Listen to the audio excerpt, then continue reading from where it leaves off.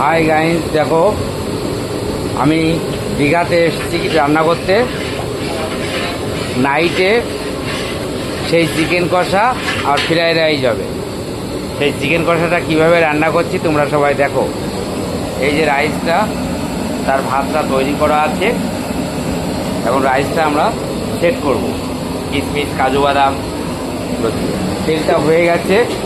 আমি এখন তেজপাতা, শুকনো লঙ্কা, জিরে এগুলো দেবো। রাইসটা তোমার কাছে ছিল না? পেঁয়াজটা দিয়ে দিলাম। টমেটোটা কেটে দাও তো। আমাদের রান্নার মধ্যে যুক্ত আছে বিষ্ণুবাবু আছেন, অজয়বাবু আছেন। এই যে সেই মাংসটা চলে এসছে। আজকে রাতের মেনু, এটা রাতের মেনু। সেই রান্নাটা করছি। দেখুন বন্ধু, সে পেঁয়াজটা হয়ে গেছে। এখন আদা আর রসুন মিক্সচার করা আছে, সেটা দিয়ে দিলাম।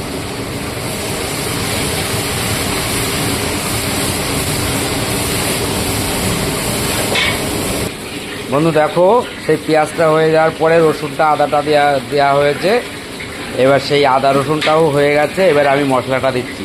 2 প্যাকেট লঙ্কার গুঁড়োর প্যাকেট দাও, 50 গ্রামের প্যাকেট।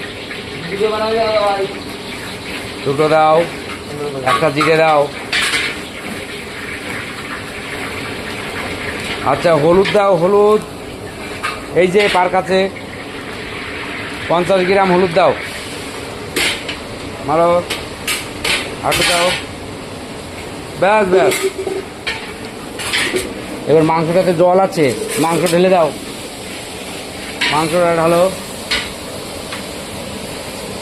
মাংস ঢেলে দাও। দেখো গায়ে মাংসটা দিয়ে দিলাম। এই যে সেই মাংস।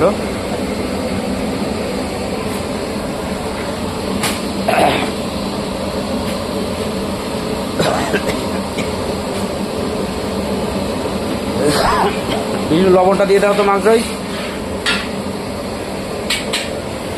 লবণটা দাও দেখি। হ্যাঁ দাও, দাও আটু দাও, দাও। ব্যাস ব্যাস ব্যাস, ওকে। দেখো বন্ধু, সেই মাংসটা করছি। ফ্রাইড রাইস দিয়ে খাবে। এই যে 10 কিলো চাল, আর মোটামুটি অবশ্য 700 থেকে 800 গ্রাম ঘি দিয়েছি।